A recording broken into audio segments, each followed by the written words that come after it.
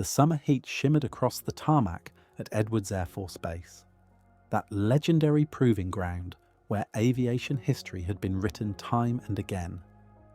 The year was 2003, and something extraordinary was about to unfold in the skies above California's high desert.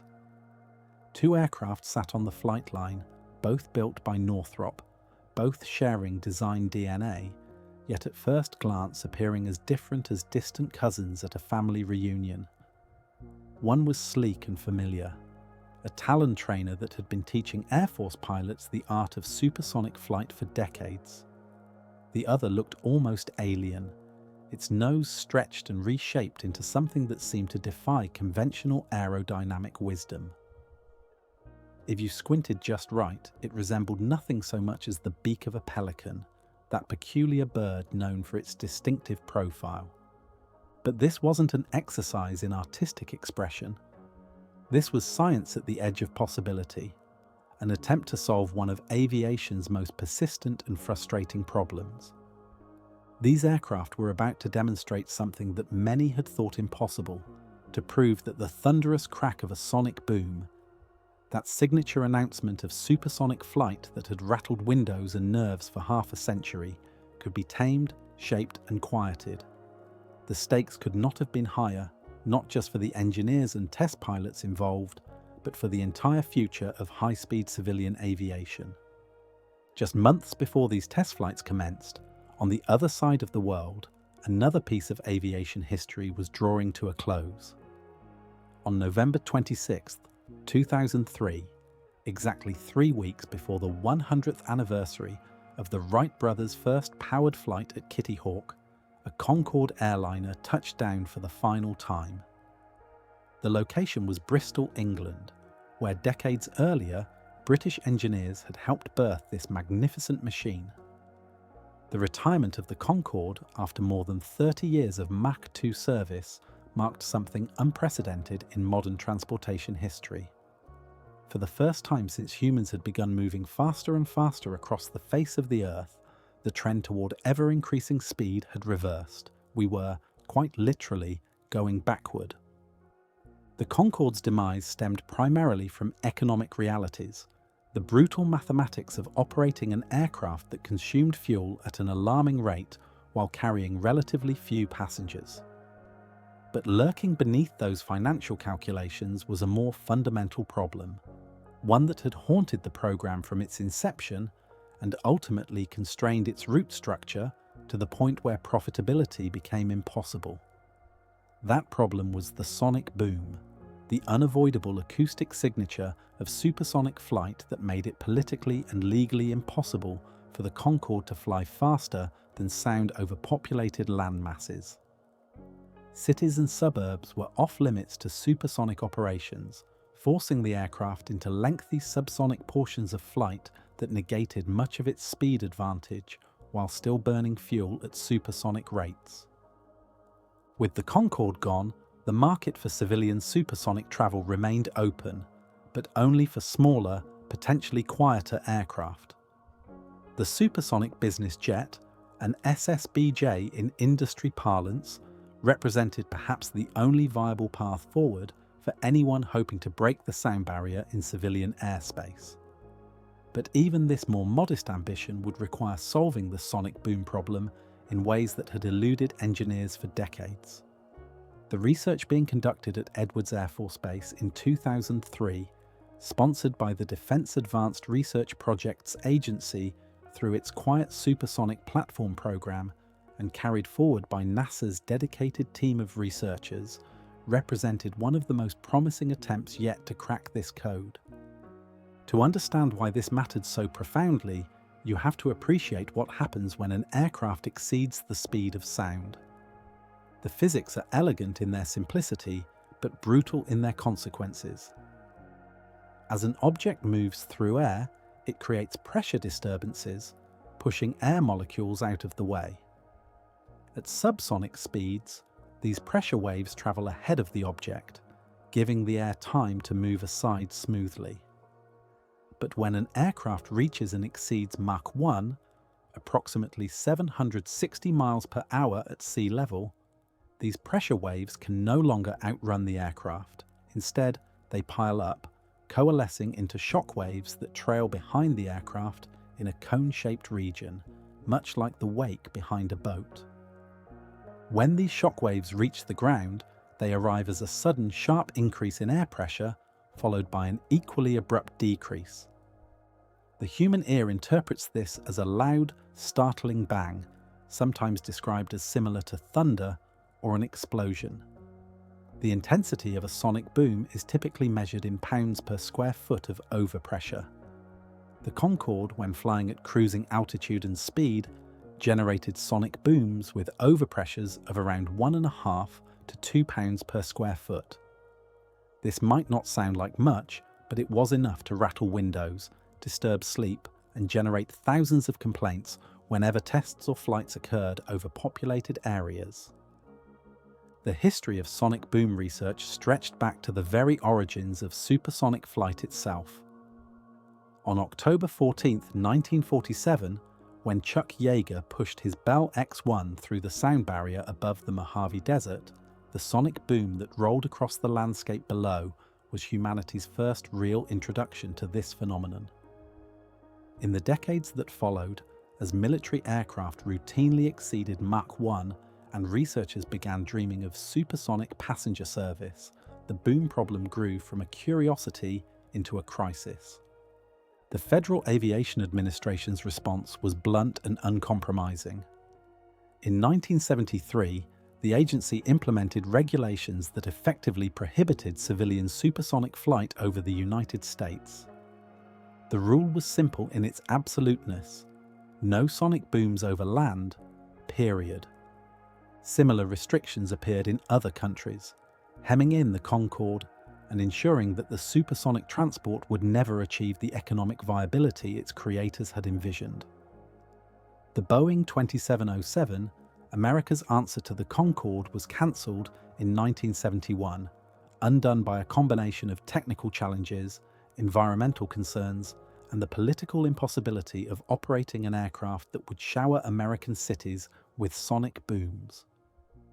For years afterward, sonic boom research continued at a lower intensity, kept alive primarily by military interest and a handful of dedicated researchers who believed the problem wasn't insurmountable.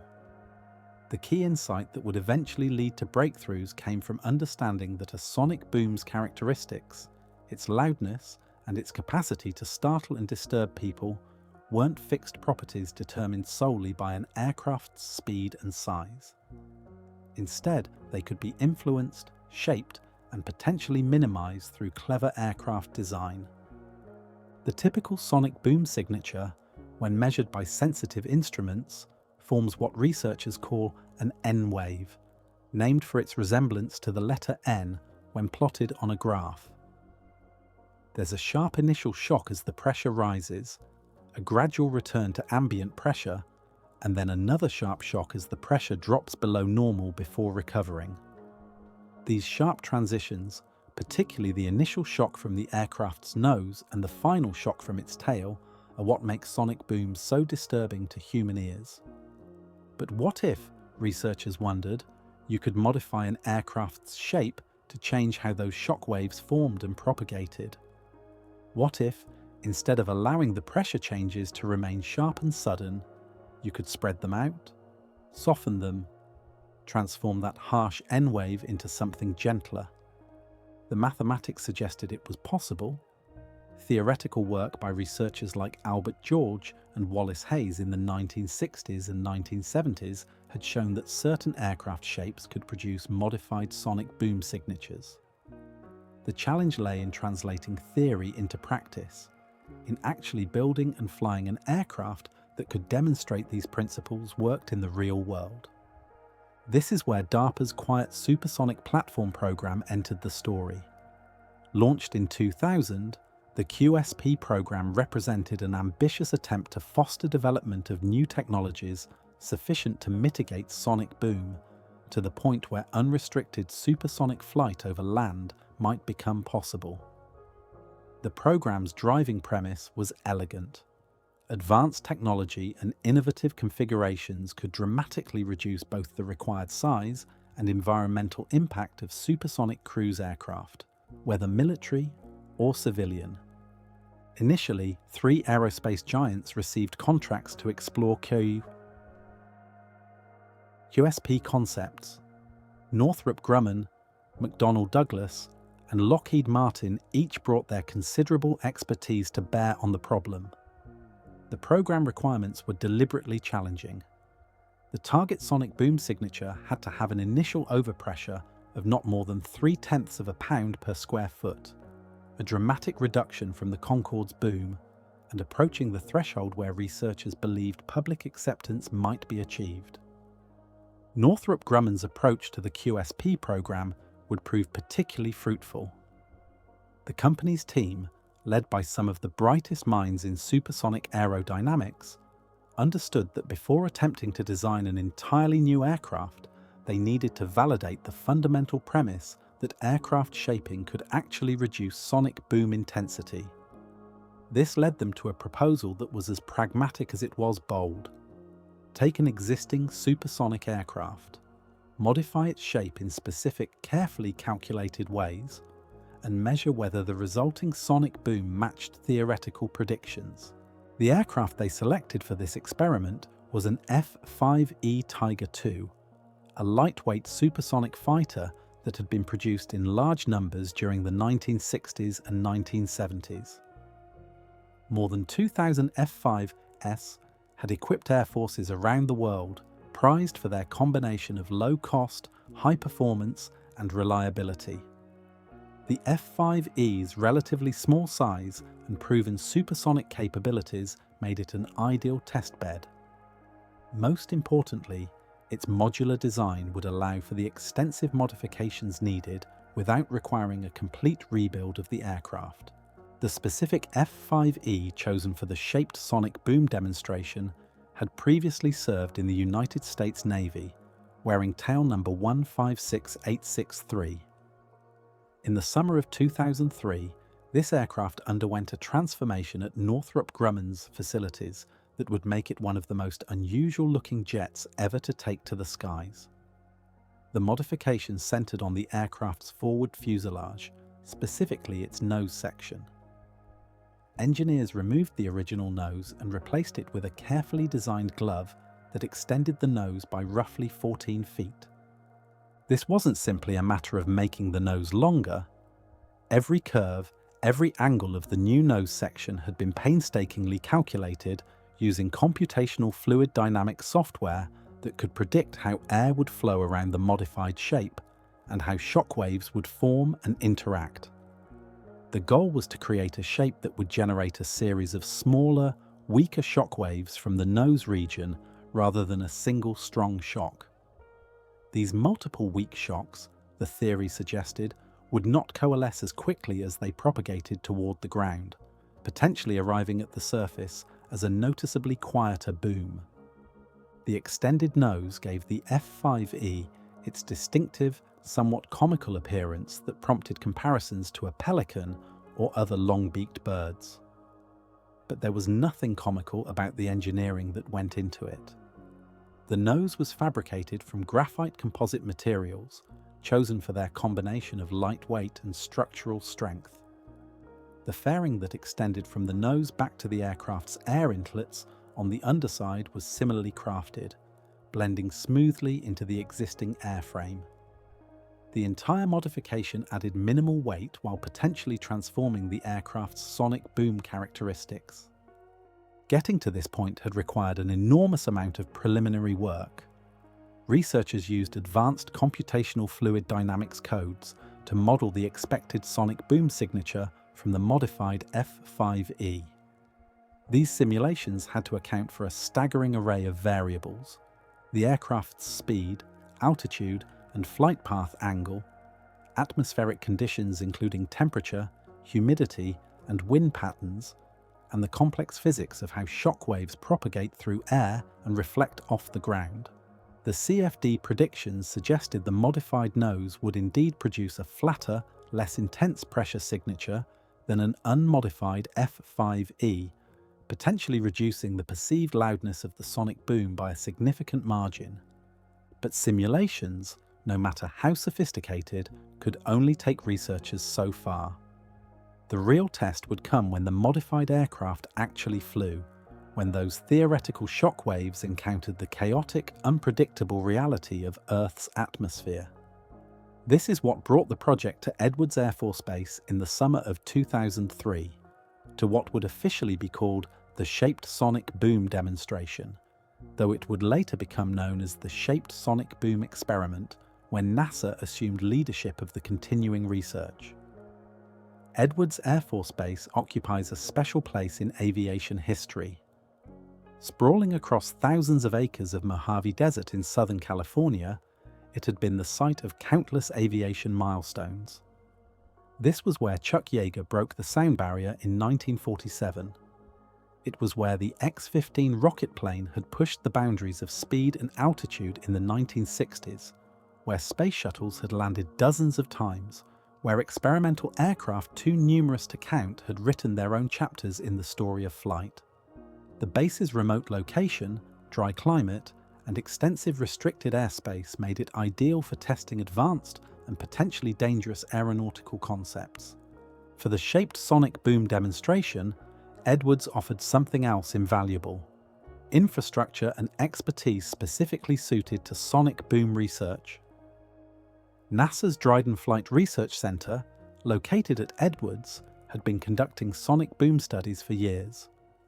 The center maintains sophisticated ground-based sensor systems designed to measure the tiny pressure changes associated with sonic booms with exquisite precision.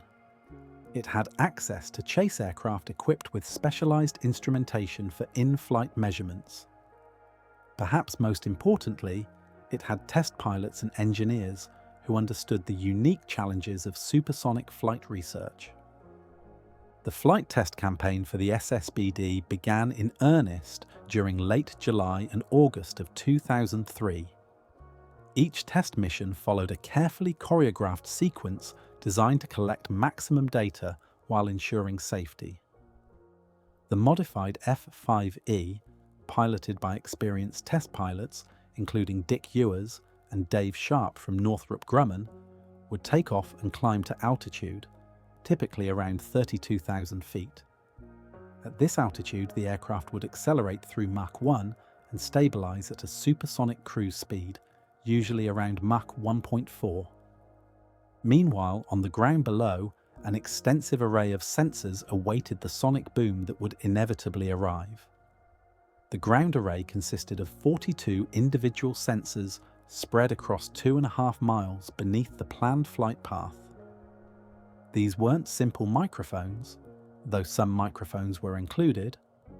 Many were specialized boom amplitude and direction sensors, devices developed by NASA specifically for measuring the precise characteristics of sonic boom signatures. These sensors could capture not just the sound of the boom, but detailed information about pressure changes, rise times, and the exact shape of the pressure signature as it swept across the desert floor.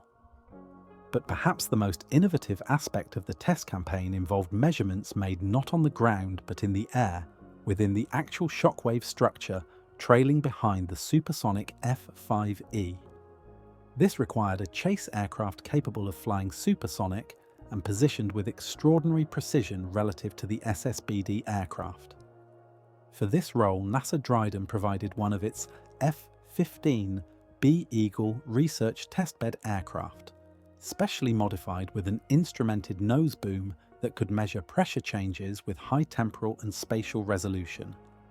Flying formation with a supersonic aircraft to measure its shock waves sounds straightforward, until you consider the practical challenges.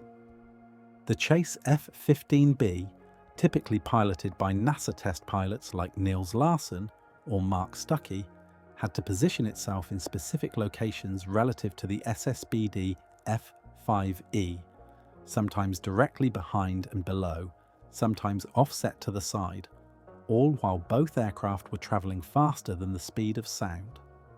The slightest error in positioning could place the chase aircraft outside the region where useful measurements could be made, or worse, could create a dangerous collision risk. To manage this complexity, both aircraft were equipped with highly accurate differential GPS systems. These provided position data accurate to within a few feet, allowing the pilots and ground controllers to verify in real time whether the aircraft were in the correct relative positions for the measurement being attempted. The entire test infrastructure represented a marriage of old and new technology. The fundamental concept of flying one plane near another to gather data dated back to the earliest days of flight testing, but the execution relied on GPS satellites, computational fluid dynamics, and data acquisition systems that would have seemed like science fiction just a few decades earlier. During each test flight, the SSBD F-5E would make multiple supersonic passes over the sensor array. Some passes used the full modified nose configuration.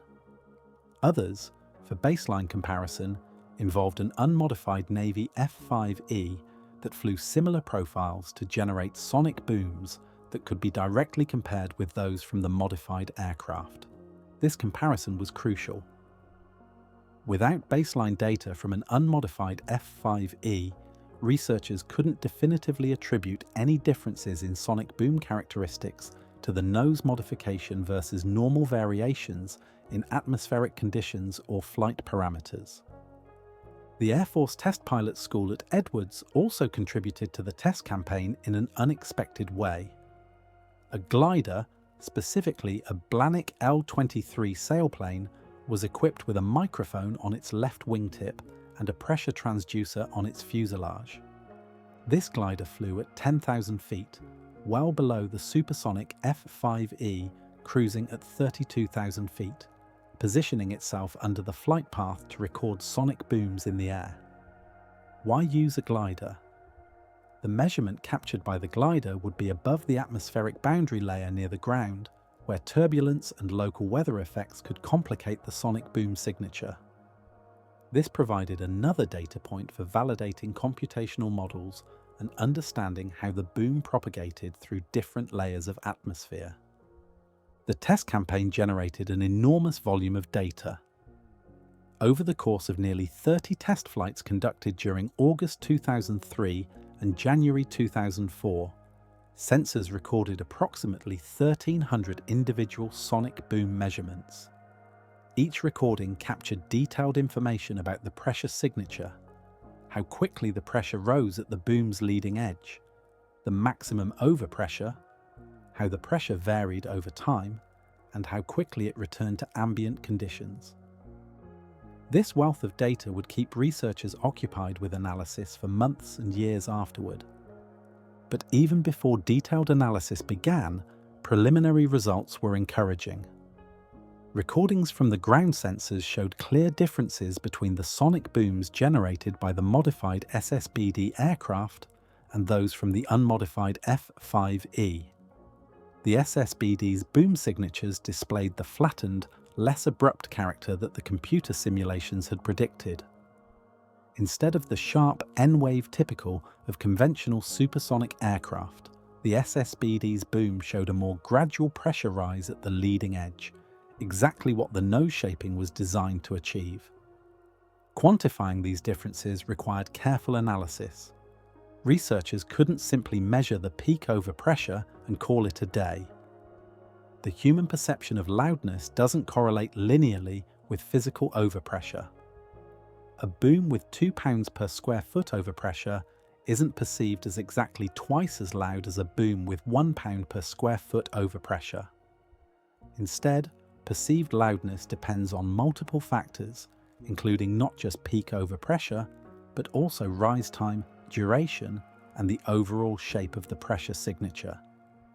To account for this, acoustics researchers use specialized metrics for quantifying sonic boom loudness. One common measure is perceived level in decibels, or PLDB, which attempts to correlate physical measurements with human perception. Using this metric, analysis of the SSBD data indicated the modified aircraft's sonic boom was approximately 1/3 less loud than that of an unmodified F-5E under similar flight conditions. This was a substantial reduction, though not yet enough to bring sonic booms down to levels that would be acceptable for routine overland supersonic flight. The Concorde's boom, remember, was considerably louder than even the unmodified F-5E's boom due to the much larger size of the supersonic airliner. Nevertheless, the SSBD results represented a major validation of sonic boom shaping theory. For the first time, researchers had demonstrated in actual flight that carefully designed aircraft shaping could meaningfully reduce sonic boom intensity. The pressure signatures measured in flight matched the computational predictions with remarkable fidelity, giving researchers confidence that their CFD tools could accurately model sonic boom generation and propagation. This was crucial because designing future low-boom aircraft would rely heavily on these computational tools to optimize shapes without having to build and test dozens of different physical prototypes. The Shaped Sonic Boom demonstration also highlighted some of the practical challenges that would face any attempt to design a quiet, supersonic aircraft. The SSBD's modified nose, while effective at reducing the bow shock, was only part of the story. The aircraft's wings, engine inlets and tail still generated their own shockwaves. As these multiple shockwaves propagated toward the ground, they could interact with each other in complex ways. Sometimes they would coalesce, the weaker shocks merging into stronger ones. Sometimes they would partially cancel each other out. Understanding and controlling these interactions would be essential for creating an aircraft with an acceptably quiet sonic boom signature along its entire length. Moreover, the SSBD tests revealed the importance of maintaining precise flight conditions. Small variations in altitude, speed, or angle of attack could noticeably affect the sonic boom signature. This meant that any operational quiet supersonic aircraft would need sophisticated flight control systems capable of maintaining optimal conditions throughout cruise flight. It also meant that pilots would need clear procedures and potentially automated systems to help them fly the right profiles to minimize boom intensity. The success of the SSBD program generated significant interest within both the aerospace industry and government agencies. By demonstrating that sonic boom shaping was more than just theoretical possibility, the program gave new credibility to concepts for supersonic business jets and potentially even new supersonic transports.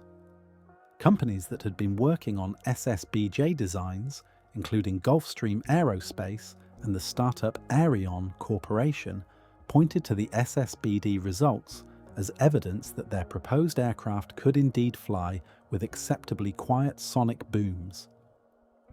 But the SSBD was just the beginning. While the program had successfully demonstrated nose shaping, there remained substantial work to be done on understanding and controlling sonic booms from other parts of an aircraft. The tail section, in particular, posed challenges.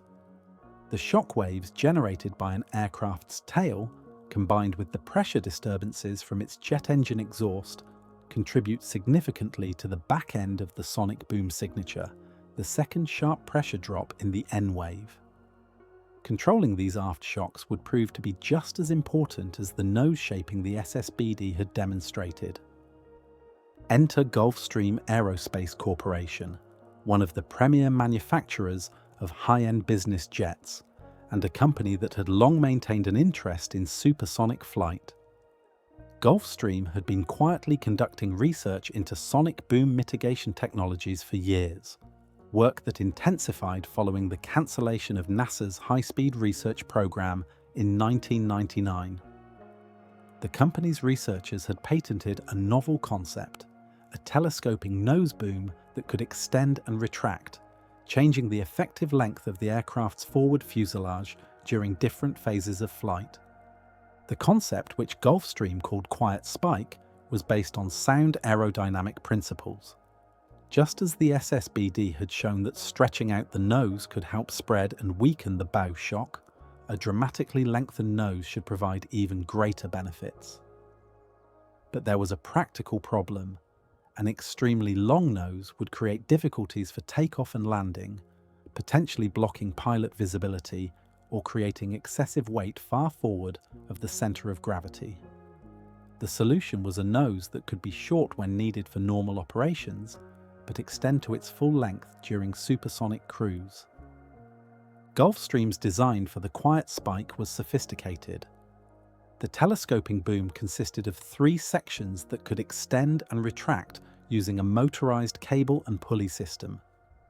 When fully retracted, the spike measured just over 14 feet in length. When fully extended, it reached nearly 24.5 feet. The spike was fabricated primarily from graphite composite materials, chosen for their excellent strength-to-weight ratio. The composite construction kept the weight to roughly 470 pounds, a reasonable penalty for the potential sonic boom benefits. But a new design, no matter how clever, needed to be proven in flight.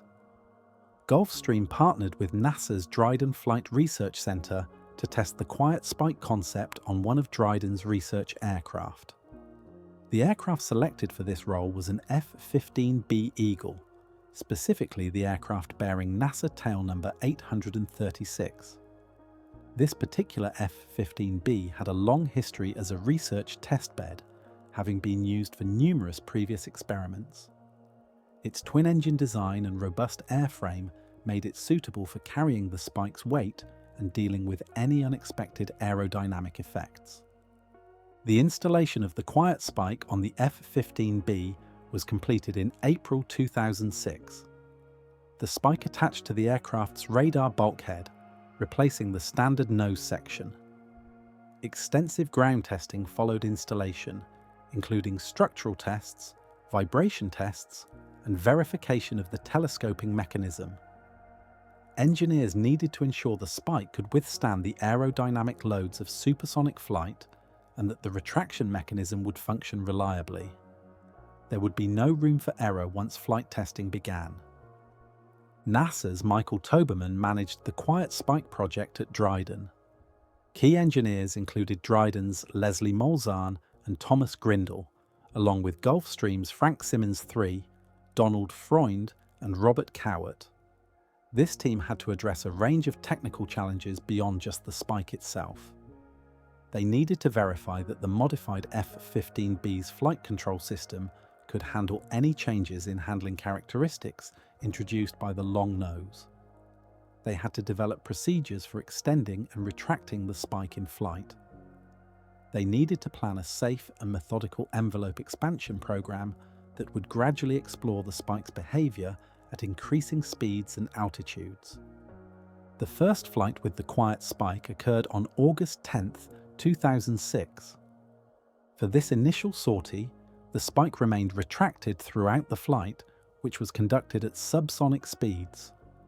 The goal was simply to verify basic airworthiness and handling with the new nose configuration installed. Subsequent flights incrementally expanded the envelope, first flying with the spike extended at subsonic speeds, then gradually working up to supersonic flight. On October 20, 2006, test pilot Jim Smolka pushed the quiet spike F-15B to Mach 1.2, marking the first supersonic flight with the spike extended. This was a significant milestone, confirming that the spike could structurally withstand supersonic flight conditions. Over the following weeks, the test program continued expanding the envelope, reaching Mach 1.4 and eventually Mach 1.8.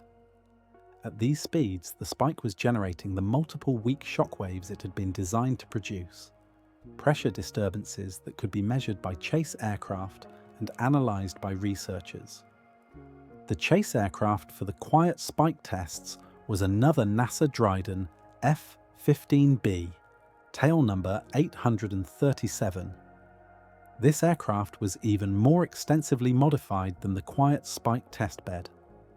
It featured canards on the forebody, thrust vectoring nozzles on its engines, and sophisticated instrumentation systems.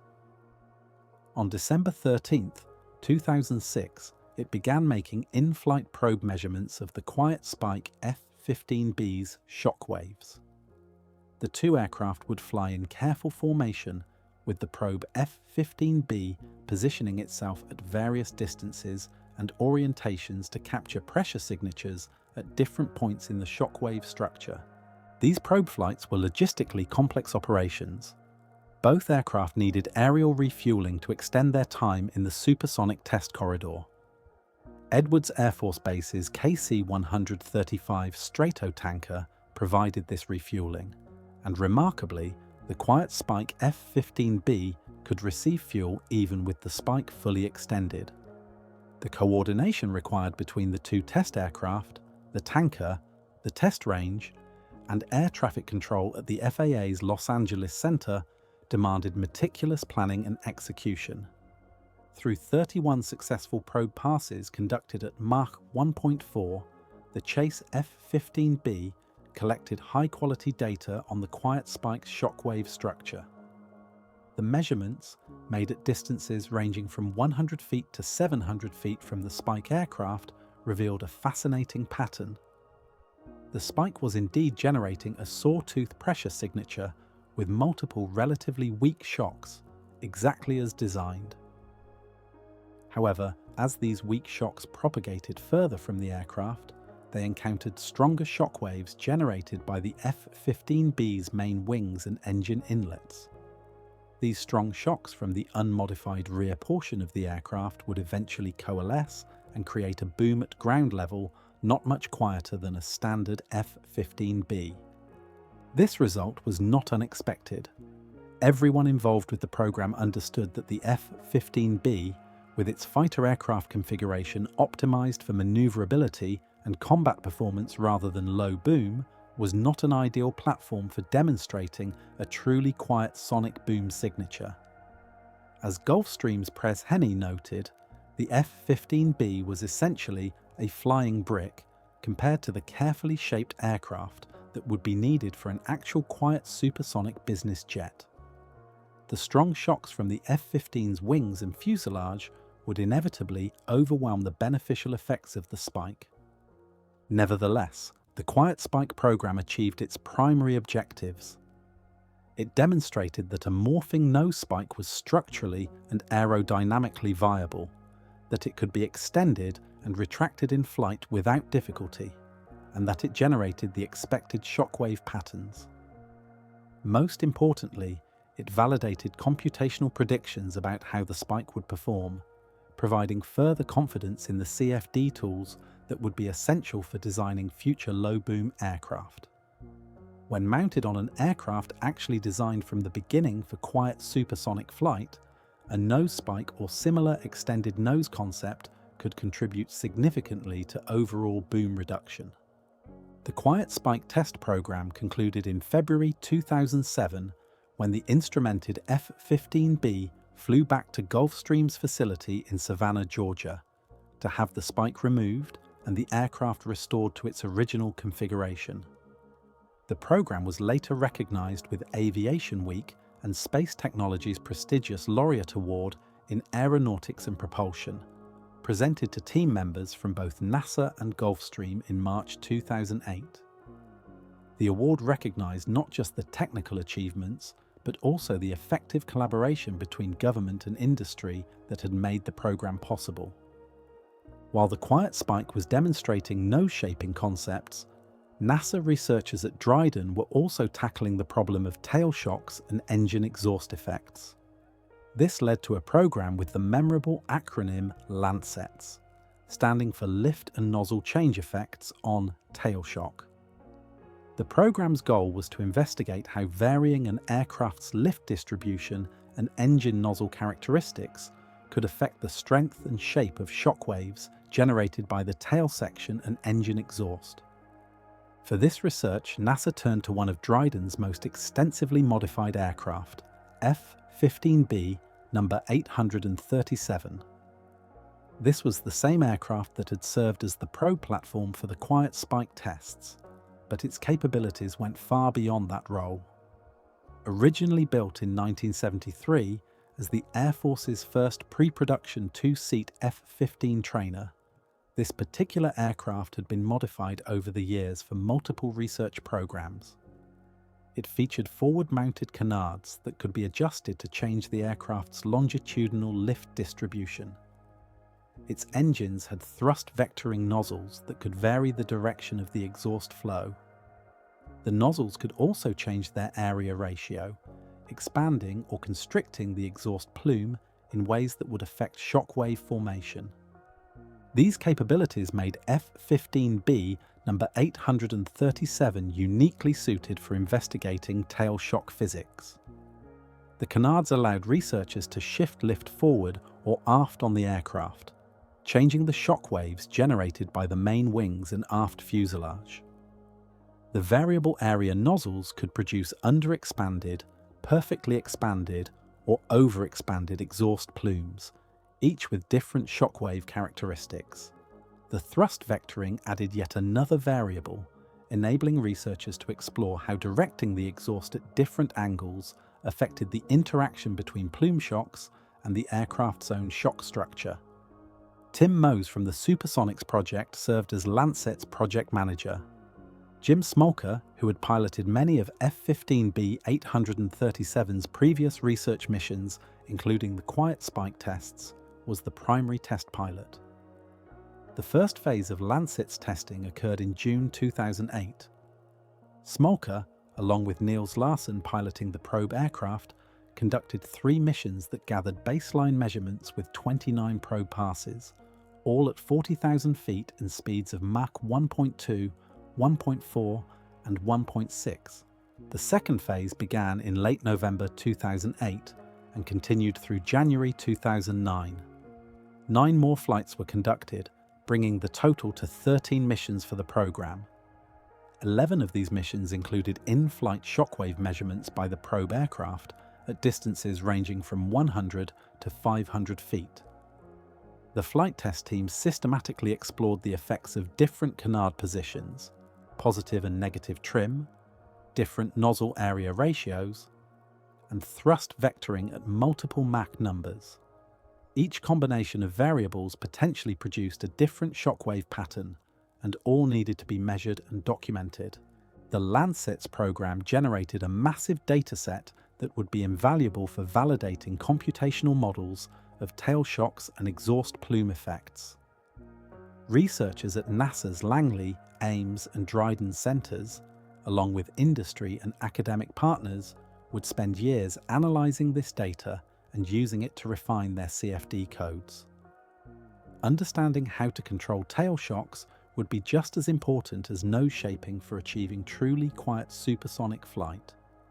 The aft portion of an aircraft contributes the second major pressure spike in a sonic boom signature, and reducing this aft shock was essential for achieving acceptable noise levels.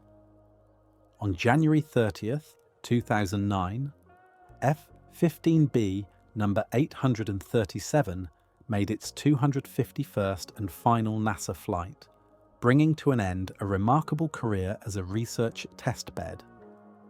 The aircraft was retired and would eventually go on display among the other historic aircraft at Dryden, a testament to its contributions to advancing aeronautical knowledge over more than 3 decades.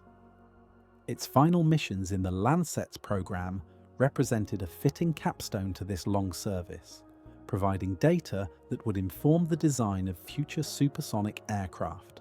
While NASA researchers were conducting these sophisticated flight experiments, the broader question of whether there would ever be a market for quiet supersonic aircraft remained unresolved.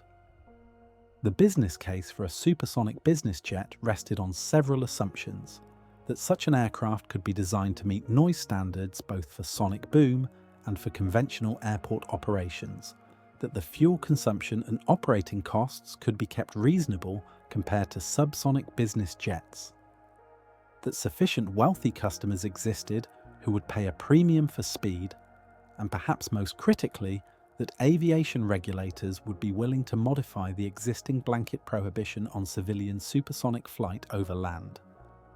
2 companies in particular were leading the charge to develop supersonic business jets during the mid-2000s. Ariane Corporation, founded in 2002 and led by former Learjet president Brian Barents, was pursuing a design that relied on a concept called supersonic natural laminar flow. The Aviation design featured unusually thin straight wings that could maintain laminar, smooth airflow at supersonic speeds, dramatically reducing drag compared to conventional supersonic wings. This efficiency gain would help make the aircraft economically viable despite supersonic flight's inherently higher fuel consumption. Aviation's initial concept, unveiled at the National Business Aviation Association convention in 2004, was designed to carry 8 to 12 passengers across distances up to 4,000 nautical miles at speeds up to Mach 1.6. Intriguingly, Aviation's design also incorporated a transonic cruise mode that could operate just below the speed of sound, at around Mach 1.1 to 1.15. At these speeds, the shockwaves generated by the aircraft would not propagate all the way to the ground due to a phenomenon called the Mach cutoff effect. By flying just fast enough to be supersonic, yet slow enough that the boom didn't reach the ground, Aviation hoped to offer customers a way to fly faster than existing business jets, even over land, where true supersonic flight might still be prohibited. The other major SSBJ developer was Supersonic Aerospace International, founded in 2001 by Michael Paulson. Michael was the son of Alan Paulson, the legendary businessman who had transformed Gulfstream Aerospace into the premier business jet manufacturer. Before his death in 2000, Alan Paulson bequeathed $25 million to his son, specifically for the purpose of developing a supersonic business jet. With these funds, Michael Paulson contracted with Lockheed Martin's famous Skunk Works, the division that had designed the U-2 spy plane and SR-71 Blackbird, to create a low-boom SSBJ design. The result was the Quiet Supersonic Transport, or QSST. This design featured a 132-foot-long fuselage, twin engines, seating for 12 passengers, canards, and an inverted VTOL. Maximum speed was projected to be Mach 1.8. Most impressively, based on computational fluid dynamics analysis and wind tunnel testing, SAI claimed the QSST's sonic boom would be only 1% as loud as the Concorde's boom.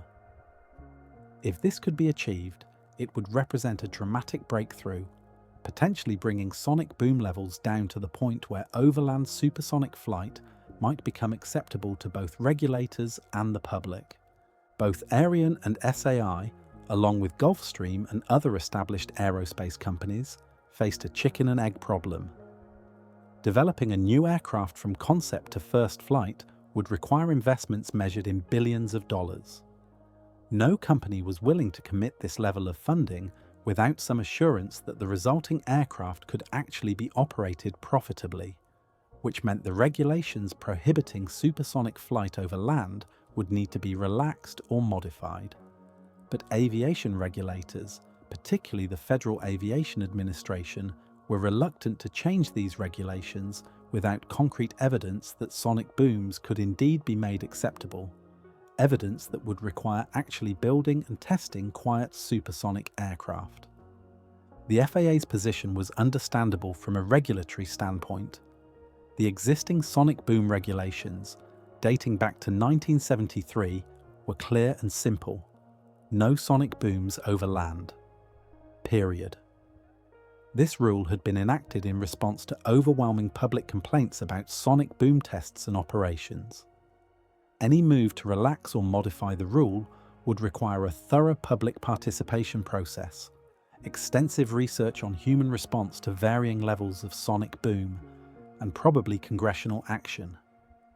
As Carl Burleson, director of the FAA's Office of Environment and Energy, explained, "It's one thing to develop a new scientific metric, it's another to develop a public consensus." The International Civil Aviation Organization, the United Nations agency responsible for coordinating international aviation standards, was also involved in discussions about potential new sonic boom regulations. In the interest of global consistency, any new American rules on acceptable sonic boom levels would ideally be harmonized with international standards. This added another layer of complexity and bureaucracy to an already challenging process. Getting international agreement on controversial aviation issues can take years or even decades. Despite these regulatory uncertainties, research on quiet supersonic flight continued to advance through the mid and late 2000s. In 2006, NASA announced a restructured aeronautics research program built around four major areas: rotary wing, subsonic fixed wing, supersonics, and hypersonics. The supersonics portion, officially called the Supersonics Project with Peter Cohen as principal investigator, was part of NASA's new Fundamental Aeronautics program. The project aimed to develop and validate the multidisciplinary physics-based design, analysis, and optimization capabilities that would be needed for future supersonic vehicles.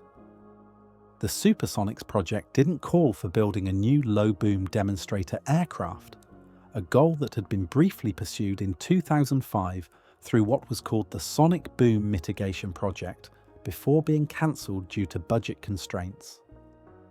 Instead, the Supersonics project focused on fundamental research, improving computational tools, validating those tools through wind tunnel tests and limited flight experiments, understanding atmospheric effects on sonic boom propagation, investigating human response to sonic booms of varying characteristics, and developing better methods for predicting community impact.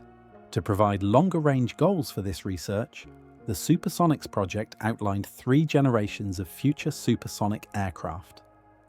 The N+1 generation, potentially achievable by 2015, would be a supersonic business jet carrying 6 to 20 passengers across 4,000 nautical miles at speeds between Mach 1.6 and 1.8. The N+2 generation, projected for 2020, would be a small supersonic airliner carrying up to 70 passengers at similar speed and range. The furthest goal, N+3, envisioned for 2030 to 2035, would be a larger and more efficient multi-Mach aircraft capable of carrying 100 to 200 passengers across 6,000 nautical miles. All 3 aircraft were expected to generate sonic booms measuring less than 70 pldb, a level believed to be potentially acceptable for overland flight. NASA researchers developed several innovative techniques for gathering sonic boom data without requiring expensive new aircraft. One particularly clever approach was nicknamed the low boom, no boom maneuver.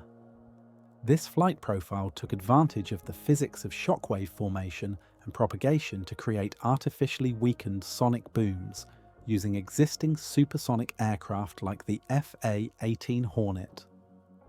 The low boom, no boom technique worked by having the FA-18 cruise just below Mach 1 at approximately 50,000 feet, then roll inverted, dive at a 53-degree angle while maintaining Mach 1.1, and pull out to recover at around 32,000 feet.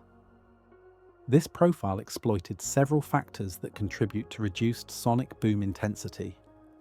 First, the relatively high starting altitude meant shockwaves had to travel a long distance to reach the ground, allowing more opportunity for atmospheric effects to weaken them. Second, by flying inverted, the aircraft generated shockwaves from its upper surfaces, which are typically weaker than those from the lower surfaces that generate lift. Third, the low Mach number and small size of the FA-18 produced inherently weak shockwaves to begin with. Using this technique, NASA Dryden's F/A-18S, which normally generates sonic booms with overpressures around 1.5 pounds per square foot in level flight, could produce booms under 1/10 of a pound per square foot. These ultra-quiet booms, precisely placed on specific ground locations using differential GPS guidance, could be recorded and used in sonic boom simulators to help researchers understand human response to reduced boom signatures. The recordings also helped validate computational models of boom propagation through different atmospheric conditions. NASA conducted several large-scale experiments using the low boom, no boom technique to gather data on how sonic booms affect structures and people. In June 2006, researchers installed hundreds of sensors in and around a house at Edwards Air Force Base that was slated for demolition. Over 6 days, F/A-18S flew dozens of sorties producing 98 low-amplitude booms ranging from 0.05 to 0.8 pounds per square foot, plus 14 louder booms up to 1.8 pounds per square foot. The sensors captured detailed information about how the booms cause vibrations in the structure and how the acoustic energy propagated through the building's interior. A similar experiment in July 2007, nicknamed House Vibes for House Variable Intensity, boom effects on structures, instrumented a modern duplex with 112 sensors. This allowed researchers to compare the structural response of a contemporary home to that of the older house tested the previous year. The data showed, reassuringly, that modern construction techniques resulted in considerably lower vibration levels and less noise transmission for a given sonic boom intensity. This information would be valuable for predicting how future low-boom aircraft operations would affect residential areas. Another series of tests, called Sonic Booms on Big Structures, or Sonic Bobs, focused on larger buildings including the Air Force Flight Test Museum and various base facilities at Edwards. These tests addressed concerns that large volume structures like office buildings, hangars, or shopping centres might respond differently to sonic booms than smaller residential structures. Understanding these effects would be important for assessing whether future supersonic overflights would be acceptable to communities with different mixes of building types. Particularly significant was a Sonic Bobs experiment conducted on September 9, 2009, when NASA hosted a large delegation from the International Civil Aviation Organization's Committee on Aviation Environmental Protection, including members of its Aircraft Noise Working Group and Supersonic Task Group. These international regulators experience firsthand the difference between normal intensity sonic booms from F/A-18S in level flight and the much quieter booms from the low boom, no boom profiles. This demonstration helped communicate to regulatory decision makers that shaped sonic boom technology could produce genuinely quieter signatures, not just marginally reduced noise levels. Beyond structural effects, understanding human perception and annoyance response to sonic booms remained crucial. NASA Langley maintained an advanced sonic boom simulator, essentially a specially constructed room with sound and pressure systems capable of replicating the complete sensory experience of a sonic boom indoors. Built in 2009, the simulator included sophisticated loudspeakers and subwoofers to reproduce the deep, rumbling, low-frequency components of a boom, plus systems to create the slight pressure changes and vibrations that accompany the sound. Test subjects could experience simulated sonic booms of various intensities and characteristics, while researchers documented their reactions. NASA Dryden also conducted human response surveys at Edwards Air Force Base, recruiting volunteers from the base housing areas to listen to and rate sonic booms from actual FA-18 flights. These studies, including one in 2006 and another in 2011 called the Waveforms and Sonic Boom Perception and Response (WSPR) project, helped researchers understand how different boom signatures affected annoyance levels and whether there were significant differences between indoor and outdoor experiences. The data gathered would eventually feed into models for predicting community response to overflights by future quiet supersonic aircraft. As research continued through the late 2000s and early 2010s, the aerospace industry faced severe economic headwinds. The financial crisis of 2008 and subsequent recession hit business aviation particularly hard. Orders for business jets plummeted, companies that had been developing supersonic designs found investors increasingly reluctant to fund speculative long-term projects.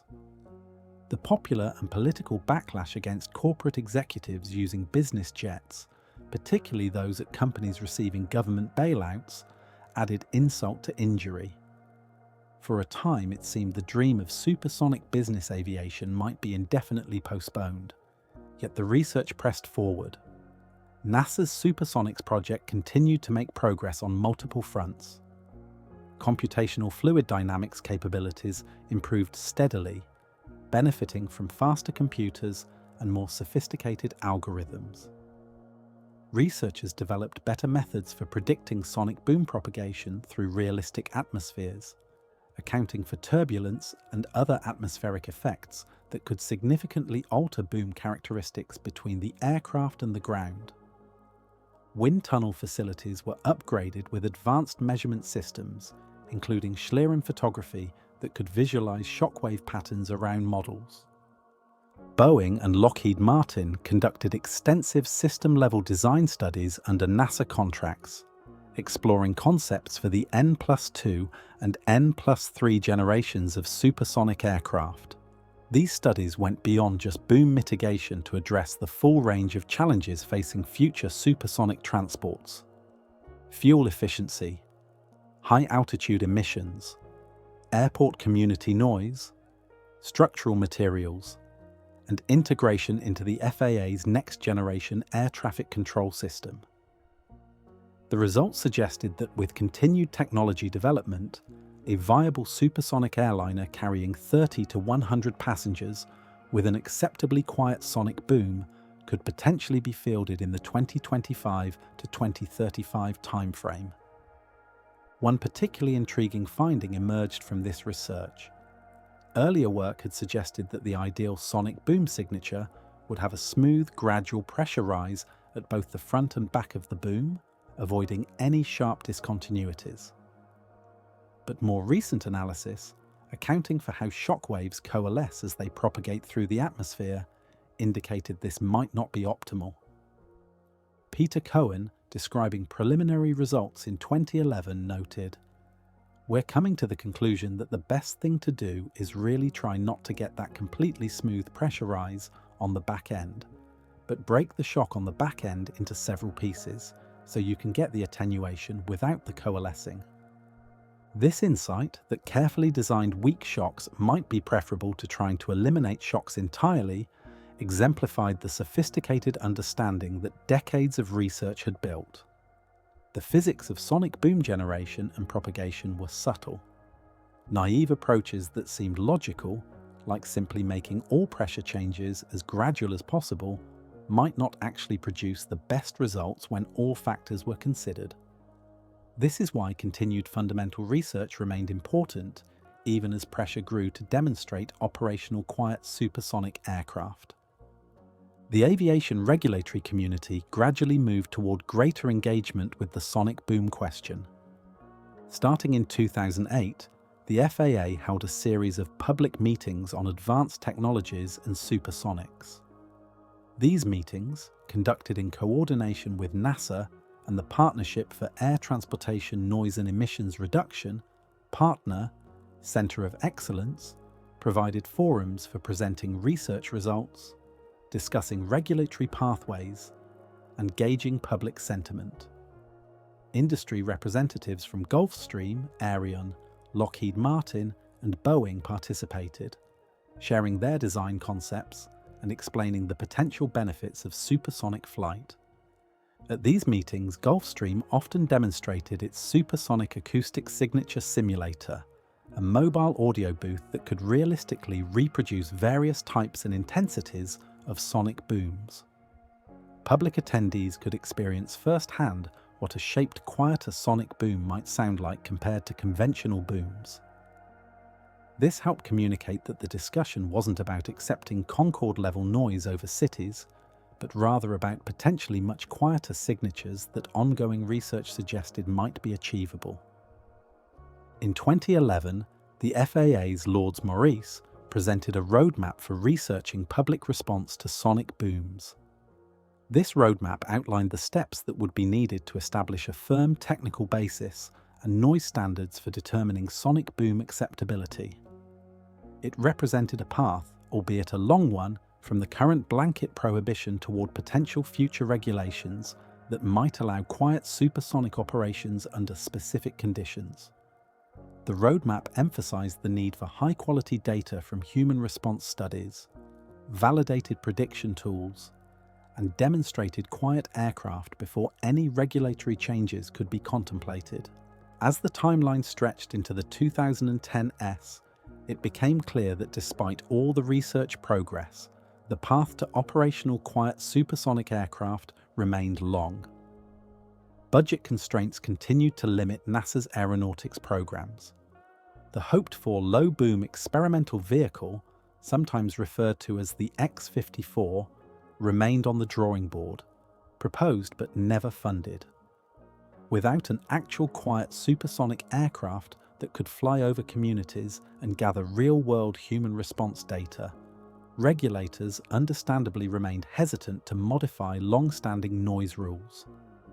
The Shaped Sonic Boom Demonstrator, that modified F-5E that had started it all back in 2003, eventually found a permanent home at the Valiant Air Command Warbird Museum in Titusville, Florida, where it remains on display as a testament to the ingenuity and persistence of aerospace researchers.